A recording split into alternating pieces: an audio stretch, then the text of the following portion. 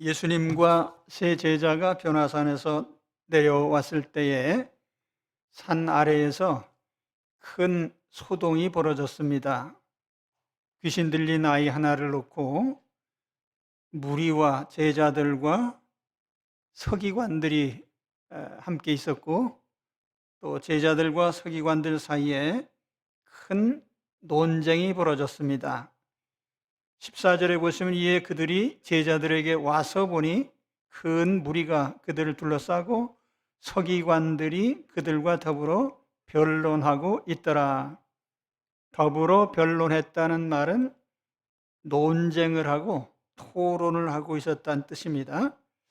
무슨 문제로 토론을 벌였을까요? 문제는 제자들이 귀신을 쫓아내지 못한 것을 가지고 토론이 벌어진 겁니다. 여기 서기관들은 앞서서 3장 21절 혹은 7장 1절에도 반복되어 나타나는데 예루살렘에서 내려온 서기관들입니다. 예수님의 행적을 조사해서 예수님에게 벌을 내리려고 찾아온 사람들이에요. 이 사람들이 제자들을 보면서 이제 한 건 한 겁니다. 이제 제자들이 귀신을 쫓아내지 못하는구나, 본색이 드러났구나, 이렇게 생각한 것이죠. 그래서 이들은 제자들의 능력도 비난했지만은 그 제자들을 보낸 예수님의 능력도 역시 부인하게 된 것입니다. 왜냐하면 앞서서도 예수님이 귀신을 쫓아낼 때에 예수님이 귀신의 왕 바알세불을 힘입어서 귀신을 쫓아낸다, 그렇게 비난을 했었거든요. 근데 이제 보니까 정말 제자들이 귀신을 쫓아내지 못하는 걸 보니 그때 예수님이 귀신을 쫓아냈던 것은 일시적인 것이고 귀신의 힘을 빌렸던 것이 틀림없다. 그래서 이제 제자들과 논쟁을 벌인 것인데 제자들의 입장은 매우 난처했어요. 아마 산에 예수님과 함께 올라갔던 세 제자를 빼놓고 다른 제자들이 같이 있었던 것 같은데 돌아가면서 귀신을 쫓아냈을 겁니다. 귀신은 아무 반응도 없고 자신들의 처지는 곤란해지고, 그런 가운데서 서기관들이 나타나서 바로 제자들을 공격을 한 것입니다. 근데 제자들 스스로도 지난번에는 귀신을 쫓아내는데 이번에는 왜 안 되는 거지? 그래서 매우 곤란한 상황이었죠. 이런 상황에 주님이 나타나셨어요. 그래서 예수님이 나타나시니까 다 반가워서 달려옵니다. 무리들도 달려오고 제자들도 이젠 곤란한 처지에서 벗어나게 됐고, 서기관들도 이제 공격할 주체가 나타났으니까 다가왔겠죠. 15절에 보면 온 무리가 곧 예수를 보고 매우 놀라며 달려와 문안하거늘. 그래서 이들에게 주님께서 질문을 하셨습니다. 너희는 왜 서기관들과 논쟁을 하고 있냐? 뭘 가지고 논쟁한 거야? 예수께서 물으시되 너희가 무엇을 그들과 변론하느냐? 16절 말씀이죠. 근데 제자들이 답변하기 전에 아이의 아버지가 나와서 자초지정을 얘기를 합니다. 17절, 18절에 보시면은 무리 중에 하나가 대답하되 선생님, 말 못하게 귀신 들린 내 아들을 선생님께 데려왔나이다. 귀신이 어디서든지 그를 잡으면 거꾸러져 거품을 흘리며 이를 갈며 그리고 파리해지는지라. 내가 선생님의 제자들에게 내쫓아달라 하였으나 그들이 능히 하지 못하더이다. 문제는 제자들이 귀신을 쫓아내지 못한 데서부터 비롯된 것입니다. 이 아이의 증상을 보면은 간질병과 비슷해요. 거꾸러져 거품을 흘리며 이를 갈며 파리해졌습니다. 제가 초등학교 5학년 때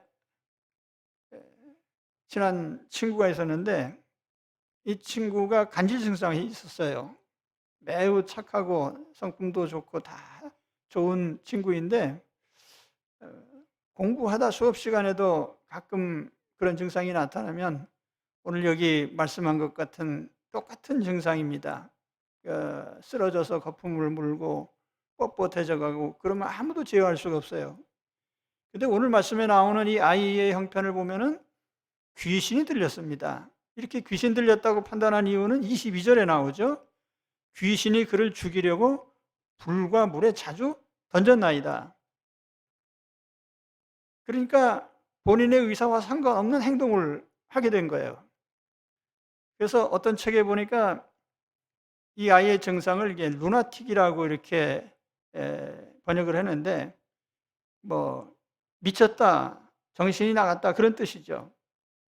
단순히 간질 환자라면은 물과 불에 뛰어들지는 않죠. 정신은 온전하기 때문에. 근데 이 아이는 귀신이 들렸기 때문에 아무데나 자기 생명이 위험한 걸 모르고 뛰어드는 거예요. 그래서 22절에 귀신이 그를 죽이려고, 예. 제자들은 이 아이를 도저히 감당할 수가 없었어요. 아무리 제어를 하려고 해도 제어가 안 되고 귀신은 쫓겨나지 않고, 이제 이것이 서기관들에게 큰 빌미가 된 겁니다. 너희들이 전에 기적을 행하고 귀신을 쫓아냈던 것은 다 일시적인 것이고 가짜였다. 이 상황에 대해서 이제 주님께서 어떤 응답을 하셨을까요? 자, 주님은 먼저 믿음의 문제를 거론하셨습니다. 그리고 이것이 오늘 말씀의 핵심적인 주제예요. 믿음. 믿음이 없는 세대예요. 19절 말씀을 보시면 대답하여 이르시되, 대답을 했다는 것은 이런 상황에 대한 어떤 해결책을 내놓으신 거예요. 그리고 그 핵심은 믿음의 문제였다는 거죠. 믿음이 없는 세대요. 내가 얼마나 너희와 함께 있으며 얼마나 너희에게 참으리요.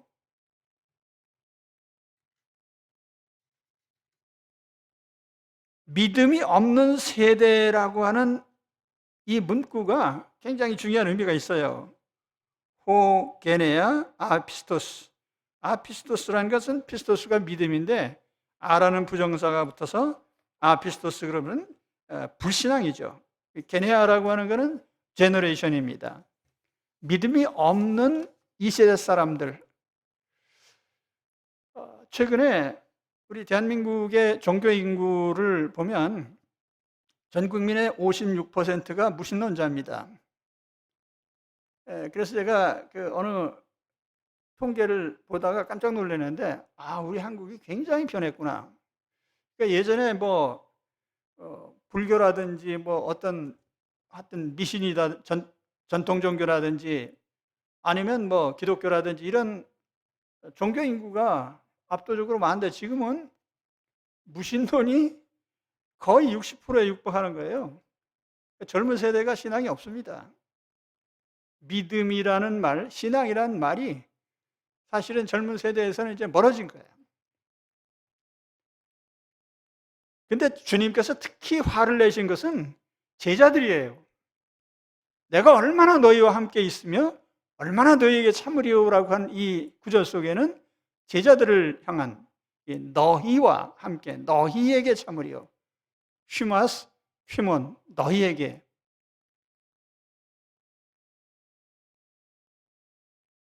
제자들은 주님과 최소한 2년 이상 함께 있었죠. 생활을 같이 하면서. 그런데 주님과 함께 있는 동안 무수한 많은 기적들이 일어났어요.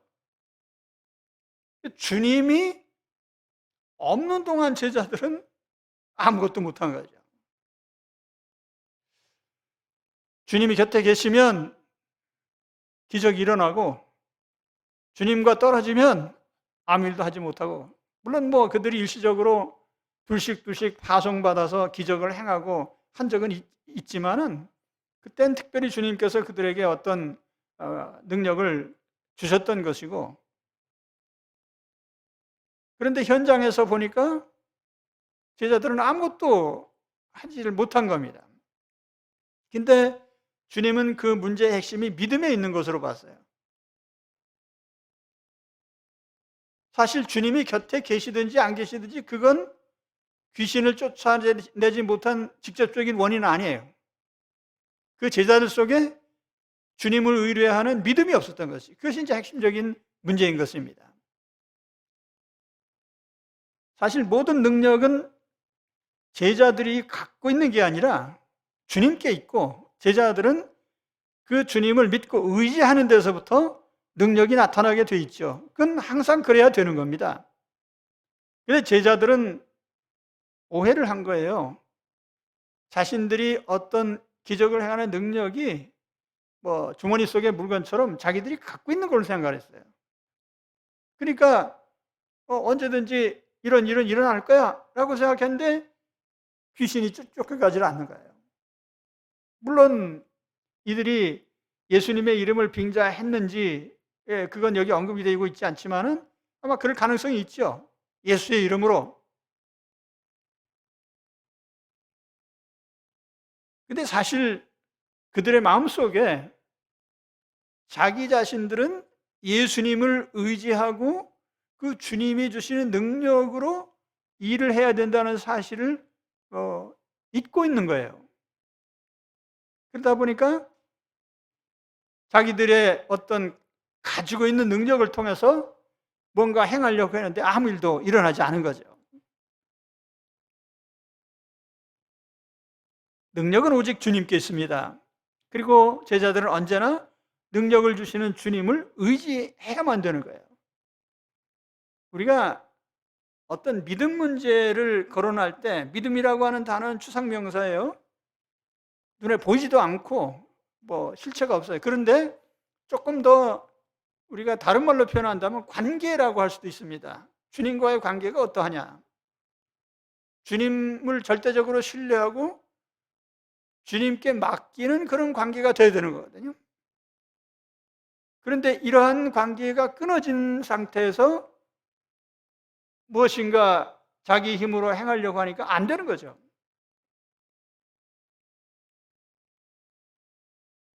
믿음의 본질은 예수님께 있습니다. 예수님을 믿고 절대적으로 신뢰하는 것이 우리 신앙이에요. 예수님을 믿고 내 인생 전부를 맡기는 겁니다. 어느 한순간만 맡기는 게 아니라 삶의 모든 순간, 모든 경우에 항상 맡겨야 됩니다. 자, 우리가 복음을 믿습니다. 근데 복음이란 게 뭐예요? 복음은 예수님 소식이고 예수님 자신이죠. 그러니까 복음을 믿는다는 건 예수님 믿는다는 얘기예요. 그런데 중요한 것은 이 복음을 전하는 것으로 말미암아 기적도 동반된다는 거죠. 그러니까 보세요. 귀신을 쫓아내고 병든 사람을 고치고 하는 일들이 예수님을 전하는 과정 중에 나타난 결과들이에요. 그래서 예수님을 전한다는 것은 하나의 수단이 되면서 결과입니다. 예수님을 전하기 위해서 기적이 일어나고 예수님을 전했기 때문에 기적이 일어나는 거예요. 거기서 예수님을 빼면 아무 일도 일어나지 않는 거죠. 그래서 복음이 핵심이 되는 겁니다. 그러니까 우리가 제자들이 어떤 사역을 하면서 뭐 환자도 고쳐주고 또는 어떤 귀신도 쫓아내고 기적들을 행하는데 그게 어떻게 일어나느냐? 예수님을 전했기 때문에 일어나는 일들이에요. 근데 거기서 예수님이 빠지면 아무것도 안 되는 거죠. 그래서 순서는 언제나 예수님을 전하고 병자를 고치는 거예요. 고치고 기적을 행하는 게 먼저가 아니에요. 복음과 함께 복음을 전함으로써 그런 결과들이 나타나는 거예요. 그래서 예수님이 12제자를 파송하실 때 모습을 보면은 마태복음 10장 7절 8절에 이런 말씀이 나옵니다.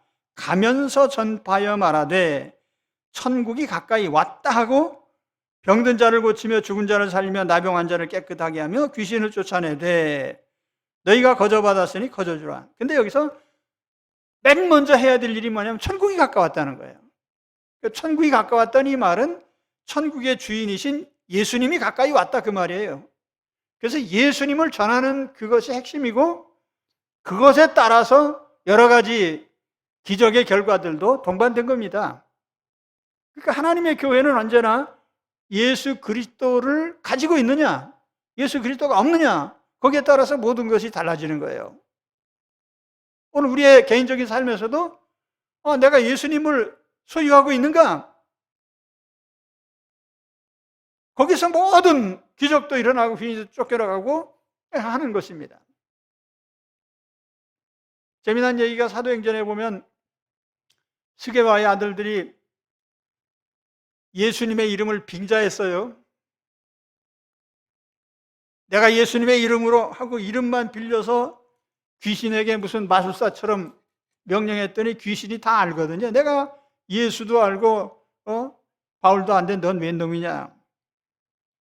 그러고 답석 덮치니까 꼼짝도 못해요.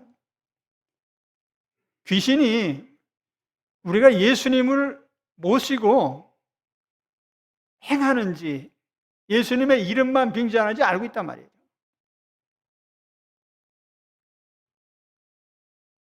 그래서 우리 속에 정말 중요한 건 뭐냐면 예수님을 모시고 있는 절대적인 믿음이죠. 우리가 복음이라는 말을 많이 쓰는데 사실은 복음이라는 말 대신에 예수님이라는 말을 쓰는 게 더 이해가 쉬울 거예요. 예수님을 믿는가? 예수님이 마음에 있는가? 아마 제자들은 이 귀신 앞에서 예수님의 이름을 불렀을지도 몰라요. 그렇지만 그들이 중심에 주님을 믿고 신뢰하는 절대적으로 의지해야 될 주님을 의지하지 않고 귀신에게 명령을 하니까 귀신이 꼼짝도 안 한 거죠.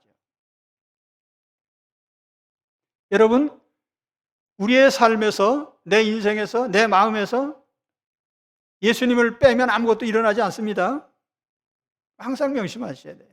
예수님을 믿는 믿음이 우리 안에 있을 때 귀신이 날 보고 무서워하는 게 아니에요. 내 안에 있는 예수님을 보고 무서워하는 거죠. 이 믿음을 가지시기 바랍니다. 그래서 인격적으로 우리 주 예수 그리스도께서 항상 우리 마음 중심에 계셔야 돼요. 기독교 신앙이 뭐냐라고 묻다면 예수님이 마음속에 계시는 거죠. 예수님 모시고 사는 거죠. 자, 다음 장면입니다. 내가 믿나이다 나의 믿음 없는 것을 도와주소서. 다음 부분의 핵심 주제예요. 주님이 어떻게 고쳐주셨는지 치료 과정을 좀 보겠습니다. 주님은 먼저 그 아이를 데려오라고 하셨습니다. 19절 하반절에 보면 그를 내게로 데려오라. 아이가 주님 앞으로 오니까 아이가 갑자기 발작을 일으킵니다. 그래서 20절에 보시면 이에 데리고 오니 귀신이 예수를 보고 곧 그 아이로 심히 경련을 일으키게 하는지라 그가 땅에 엎드러져 구르며 거품을 흘리더라. 증상이 어떻게 보면 더 악화가 됐어요. 귀신이 마지막 발악을 한 겁니다. 그래서 아이가 경련을 일으키고 땅에 굴러다니면서 거품을 흘려요.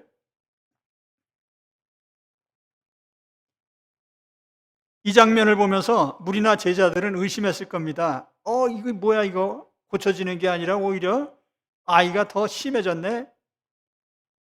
귀신이 아이를 죽이나 보다. 이 귀신이 쫓겨나가는 순간까지 아이로 하여금 고함을 지르고 경련을 일으키게 했습니다.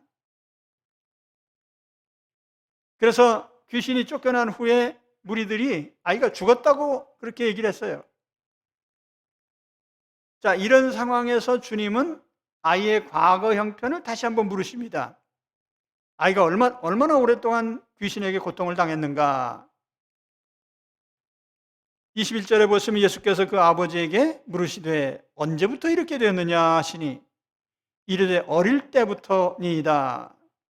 귀신이 그를 죽이려고 물과 불에 자주 던졌나이다.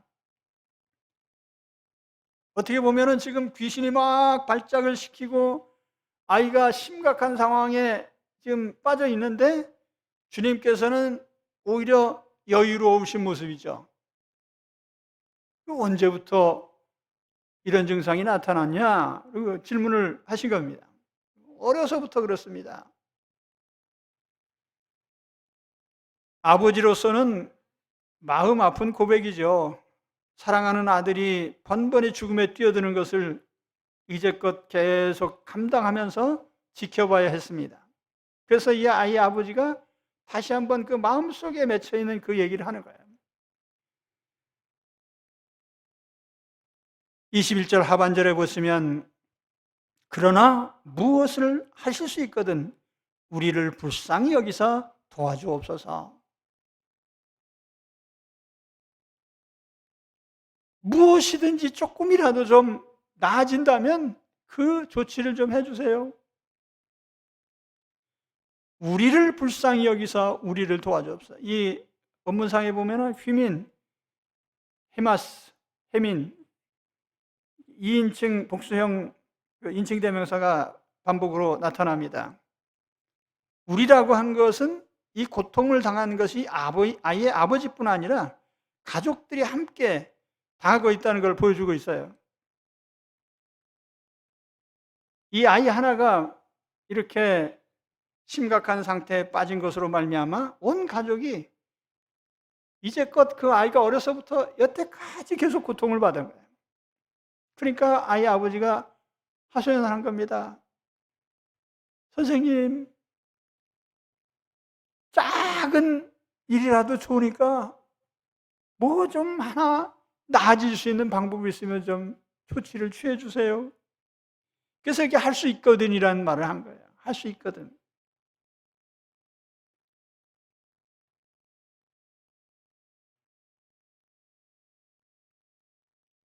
근데 23절에 주님께서는 오히려 이 아이의 아버지가 한 이 말에 대해서 오히려 책망하시죠. 예수께서 이르시되 할 수 있거든이 무슨 말이냐? 믿는 자에게는 능히 하지 못할 일이 없느니라 하시니 할 수 있거든이라고 한 말.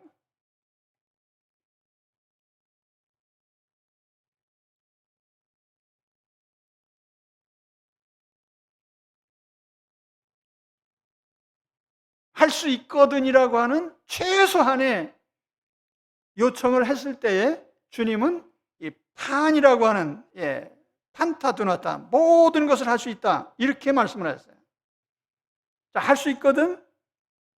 믿는 자에게는 모든 것이 가능하다.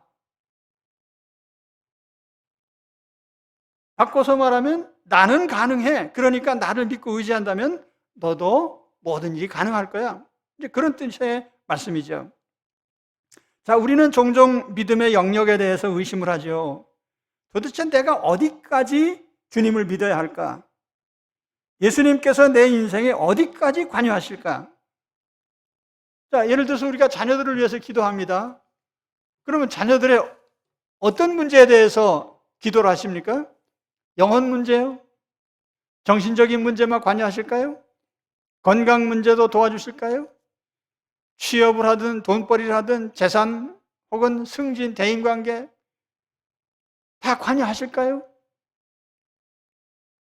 주님을 따르던 무리나 제자들 역시 이런 문제에 늘 부딪혀 있습니다. 자, 주님이 중풍병자를 고치셨는데 선천적인 맹인도 고쳐주실 수가 있을까? 죽기 직전에 사람을 고쳐낼 수 있을까? 일반 환자는 고치셨는데 거의 이제는 임종을 앞둔 그런 환자도 고칠 수 있을까? 나가서 이미 죽은 나사로를 살려낼 수 있을까? 제자들의 머릿속에도 항상 이와 같이 주님이 도대체 어디까지 관여하실 수 있는가에 대해서 늘 의문을 품고 있는 거예요. 풍랑을 잔잔케 하시고 물 위로 걸어오셨는데 5,000명을 먹이실 수 있을까? 지난번에는 고치셨는데 이번에도 또 고치실 수 있나? 그래서 삶의 매 순간마다 우리는 고민해요.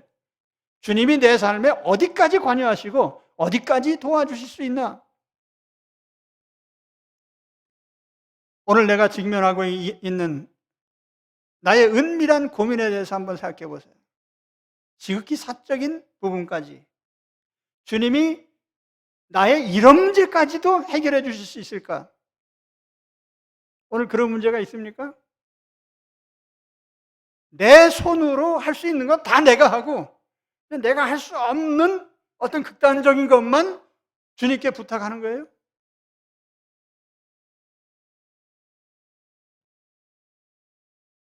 이 아이의 아비가 그랬습니다.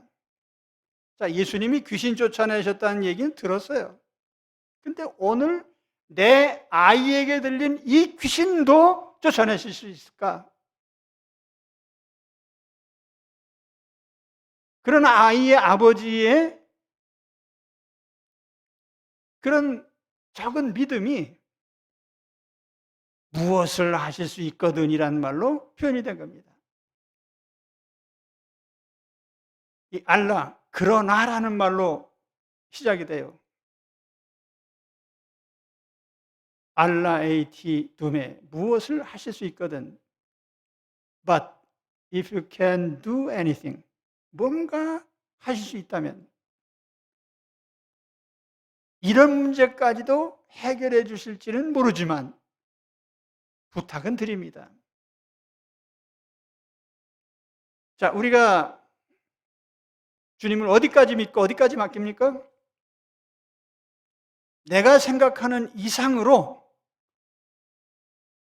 내 인생의 모든 부분에 대해서 우리 주님은 관여하십니다.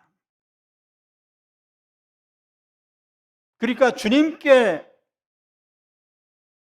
미안해서 부탁을 못 드릴 일은 없단 말이에요. 내 인생의 모든 것에 대해서 다 주님은 관여하시고 또 관여해야 되십니다. 오늘 내게 부딪힌 문제 중에 어떤 문제가 심각하십니까? 이런 나의 문제도 주님이 해결해 주실 수 있을까? 그렇습니다. 그래서 아이의 아비는 너무 황송해서 다시 얘기를 하죠. 내가 믿습니다. 나의 믿음 없는 것을 도와주세요. 무엇이 황송하죠? 주님을 믿지 못한 것이 황송하고 전적으로 의지하고 맡기지 못한 것이 황송한 일이에요. 그래서 솔직히 대답을 합니다. 내가 믿기는 믿습니다. 그런데 믿음이 없습니다. 날 좀 도와주세요. 그래서 24절의 말씀에 곧 그 아이의 아버지가 소리를 질러 이르되, 주님이 말씀하시니까 아마 앞서 주님께서 할 수 있거든? 그 말이 무슨 말이야? 하고 주님이 반박을 하시니까 소리를 친 거예요. 주님, 그 얘기 아니에요. 내가 믿기는 믿는데 내가 믿음이 없어요.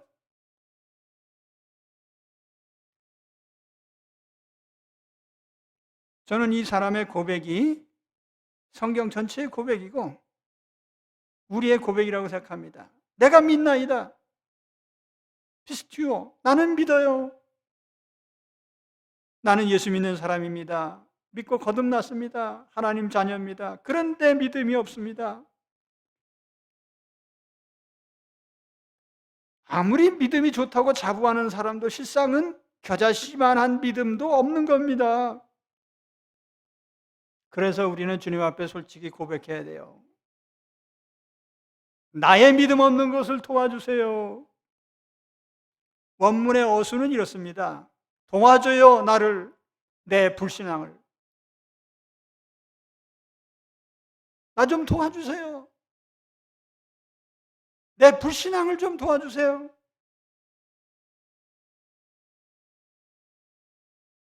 오늘 우리가 어느 순간에든지 이 기도를 해야 됩니다. 우린 다 예수 믿잖아요. 믿고 세례받으셨잖아요. 그런데 솔직히 자신을 들여다보면 믿음이 없어요. 아는 것과 믿는 건 별개예요. 매 순간 정말 주님께 맡기고 있습니까?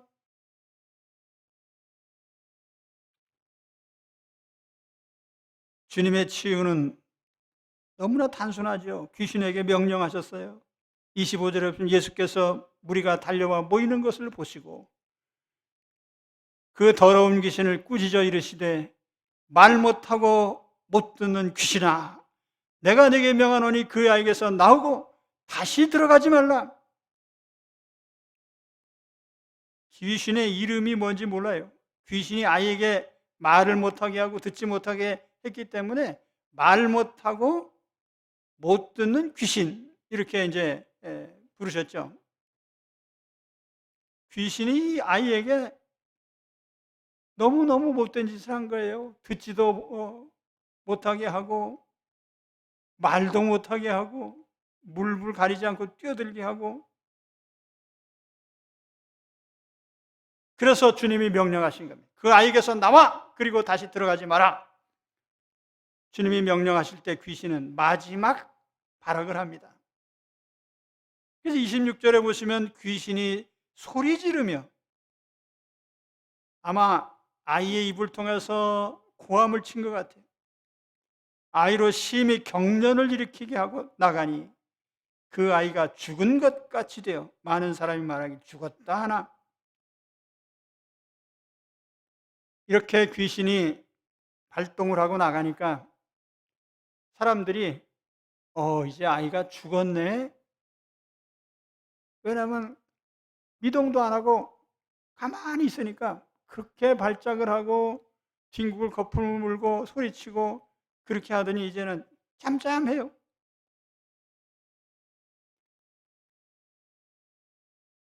주님께서 귀신을 쫓아내셨을 때에 주님의 평안이 아이의 영혼을 이제 안식하게 만들었어요. 아마 평생 처음 얻는 안식이었을 겁니다. 그래서 마치 잠자는 아이를 깨우듯이 주님께서 아이의 손을 잡아서 일으키셨어요. 이제는 일어나. 그때 아이가 마치 잠자리에서 일어난 아이처럼 일어났습니다.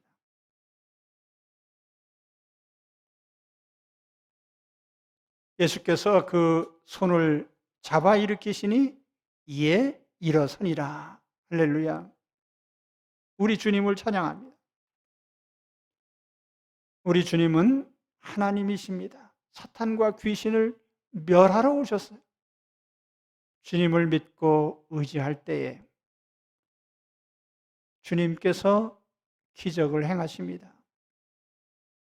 그래서 우리는 어떤 순간에든지 주님을 의지하고 나의 믿음 없는 것을 고백해야 돼요. 내가 믿기는 믿습니다. 오래 믿었습니다. 근데 여전히 믿음은 없어요. 나를 좀 불쌍히 여겨주세요. 내 믿음 없는 걸 좀 도와주세요.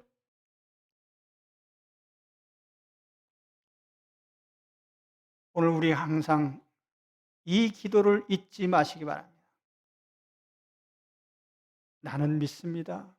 따라서 합시다. 나는 믿습니다. 그런데 믿음이 없어요. 나를 좀 도와주세요. 네. 이게 모든 것의 해답이에요. 우리가 살아가면서 부딪히는 모든 인생의 벽에 대한 해답입니다. 나는 믿습니다. 그런데 믿음이 없어요. 그래서 날 좀 도와주세요.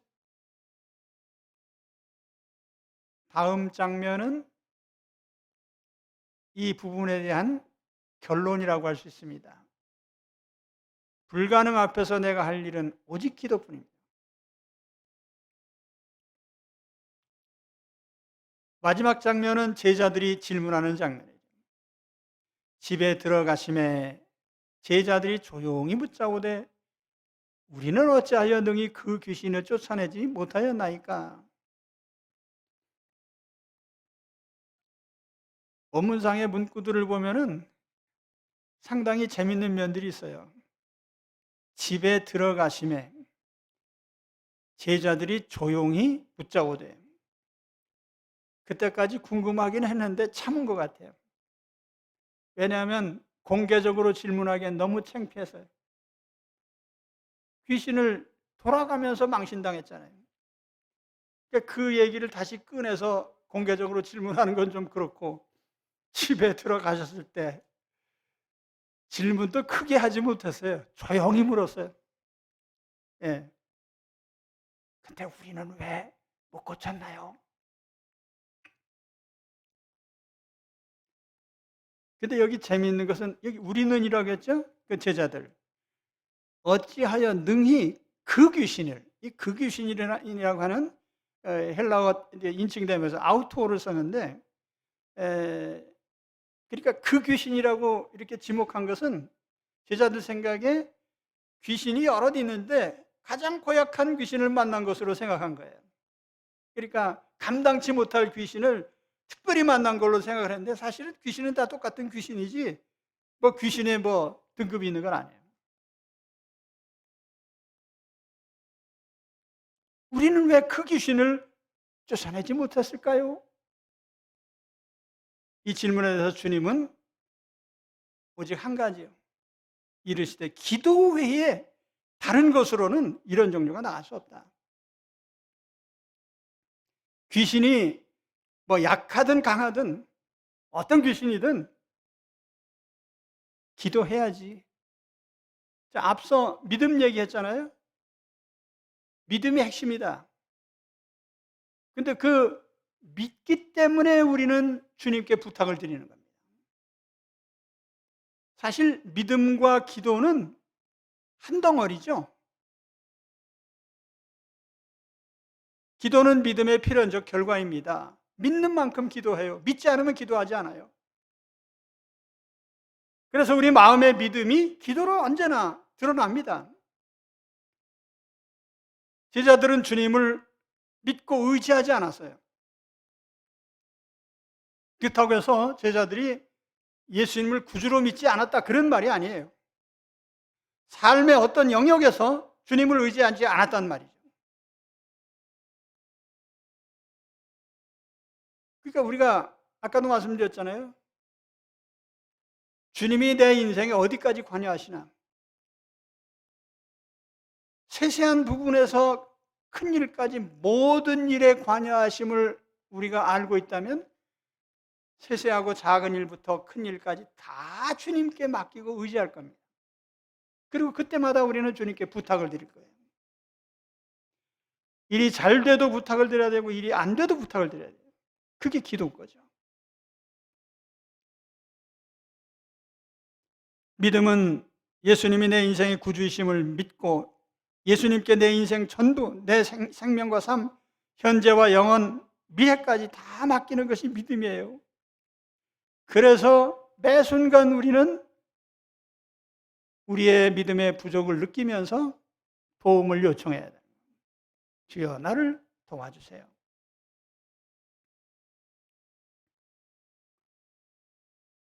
다시 오늘 말씀을 정리한다면 예수님을 믿고 의지하는 이 믿음이 삶을 결정합니다.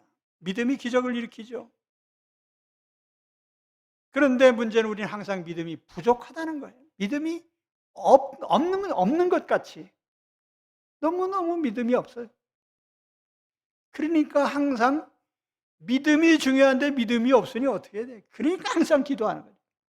주여 나의 믿음 없는 것을 도와주세요. 사실 저도 이 말씀을 보면서 그런 생각을 했어요. 기도 많이 하잖아요, 우리가. 이 일도 도와주세요, 저 일도 도와주세요.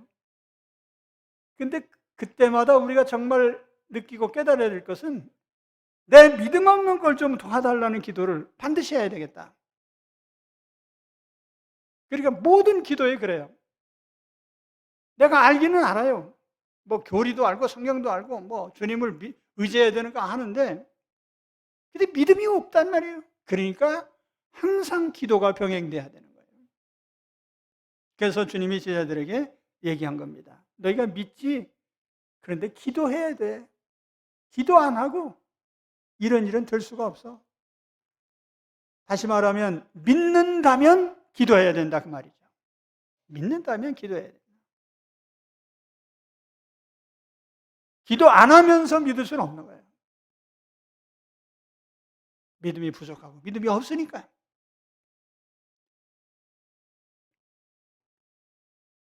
어쩌면 비유적으로 하면 이런 거일 수도 있습니다. 자, 우리가 어떤 물건을 자르기 위해서 칼이 필요해요. 이 칼을 믿음이라고 합시다. 근데 그 칼이 내게 없어요. 칼이 있으면 되는 줄 아는데 칼이 없단 말이에요. 그럼 어떻게 해요? 칼 좀 주세요라고 구해야 되는 거죠. 믿음이라는 가장 소중한 이 우리의 생명과 같은 존재가 필요한 건 아는데 부족하니까 기도해야죠. 그래서 오늘 결론입니다. 어떤 난관에 부딪혀 있습니까? 귀신을 쫓아낸 것뿐 아니라 어떤 일이든지 좋습니다. 주님을 믿고 의지하면 됩니다. 그런데 내게 믿음이 없어요. 그래서 매 순간 믿음 달라는 기도를 해야 되는 거죠. 오늘 믿음을 달라고 하는 이 기도를 통해서, 믿음의 기도를 통해서